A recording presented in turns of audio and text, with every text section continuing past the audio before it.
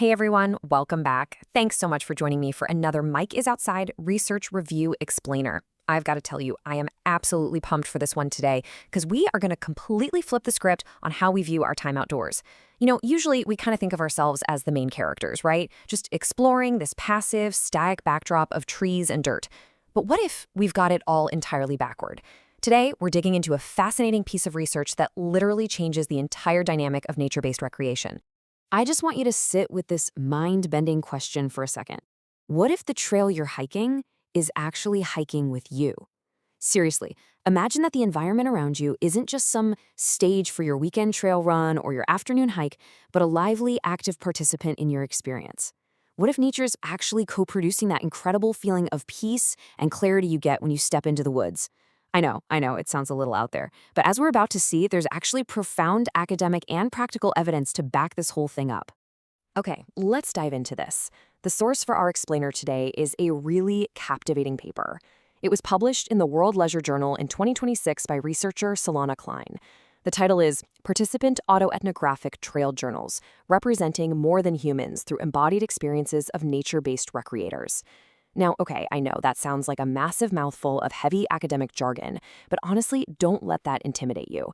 Because at its core, this research is just a deeply personal, incredibly grounded look at what actually happens to our minds, our bodies, and our souls when we really immerse ourselves in public trail systems. So, moving into section 1, rethinking our nature relationship. To truly wrap our heads around this, Klein suggests that we actually have to unlearn some things, specifically our modern conditioning where humanity exists completely separate from the wilderness. You see, industrialized society has kind of trained us to view the outdoors through a super limiting lens, treating nature merely as a commodity or just a resource for us to use.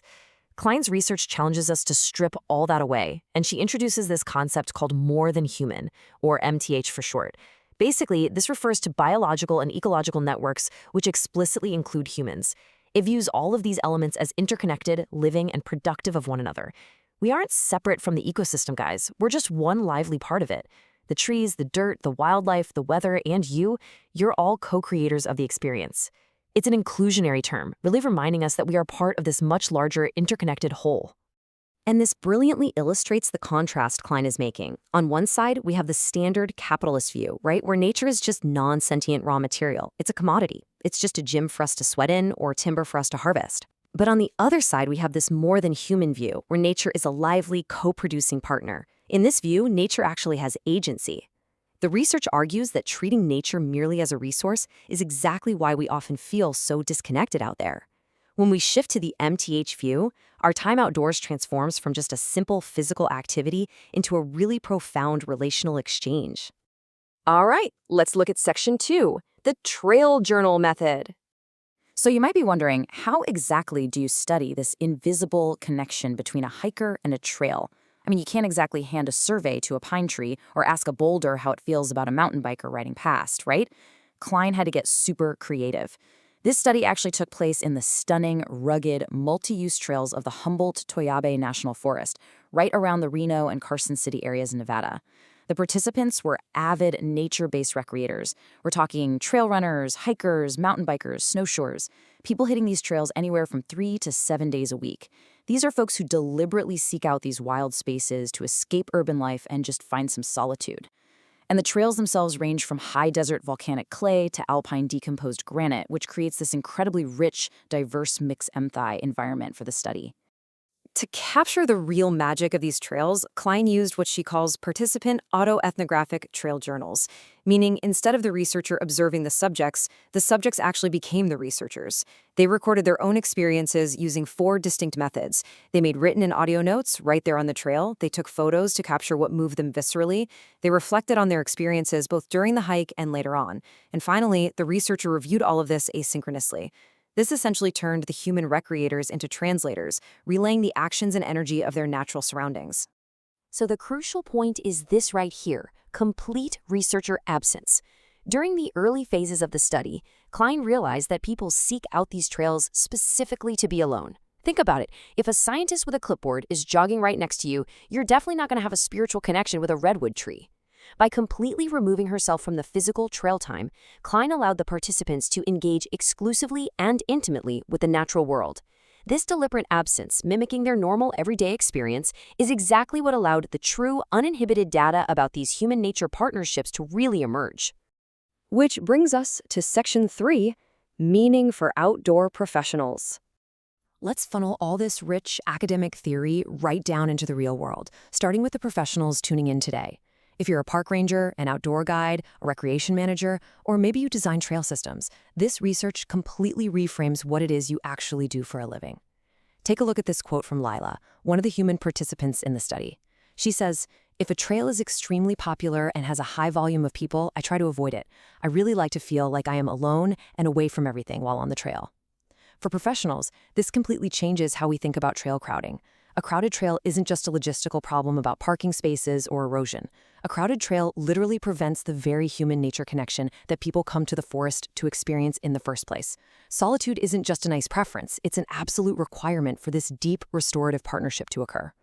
As a professional, it's super easy to fall into the trap of viewing your park or your trail system as just a facility that needs maintenance, right? You manage the dirt, you clear the downed trees, you empty the trash bins. But what this study shows is that your job is so much bigger than that. You are actually facilitating a space where nature can actively co-produce a healing, spiritual, and sacred experience for your visitors. You're managing a living partnership. When you start viewing the land as an active participant rather than a passive resource, well, it changes your approach to conservation, trail routing, and visitor management entirely. Okay, Section 4, What this means for you. Now, what does all of this mean for you personally, the everyday viewer? The next time you pack up your car and head out for a weekend hike or a morning trail run, look at this incredible quote from a participant named Daryl. He said, "For me, this was partnering up with nature at its best. Even the ground under my feet felt welcoming." When you stop treating the environment as a gym and start treating it as a partner, it completely changes the physical sensation of moving through it. You aren't conquering the mountain is welcoming you. You become so much more sensitive to the temperature of the air, the texture of the dirt, the sound of the wind whipping through the pines. You really start to feel that nature is actively participating in your leisure time. Now, what's really interesting about this slide is JC's quote here. She says, "If I'm hiking alone, I feel that I can drop my social identity and become merely a being among all the plant and animal beings." I find that so profound because it reveals this ultimate psychological freedom. Think about that for a second. All those labels we carry around every day, our job titles, our social status, our daily stresses, they just evaporate. When you view yourself simply as a being among all the other plant and animal beings, you drop your human ego. You aren't the center of the universe anymore. You're just one tiny thread in a massive, vibrant ecological web. Honestly, that realization alone is worth the drive to the trailhead. And the ultimate result of this whole mindset shift? It's empathy. The study highlights a mountain biker named Artemisia. During an incredibly dry, arid summer, she documented how she actively worried about her physical impact on the fragile desert ecosystem while she rode. She wasn't worried about the trail as a facility. She was feeling true empathy for the living landscape. When we view nature as a lively partner that we are in a genuine relationship with, we naturally develop this fierce, protective empathy for it. We want to care for the trail because we realize the trail is caring for us. So I want to leave you with this final provocative thought. The next time you lace up your boots and step outside, will you just be walking on the trail, or will you be walking with it? I highly recommend leaning into the latter. Drop the ego, leave the headphones in the car, and just let the more than human world co-produce an amazing experience with you.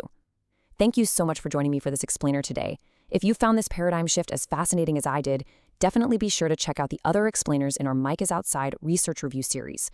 We have a lot more amazing research to unpack together. Until next time, get outside and partner up with nature.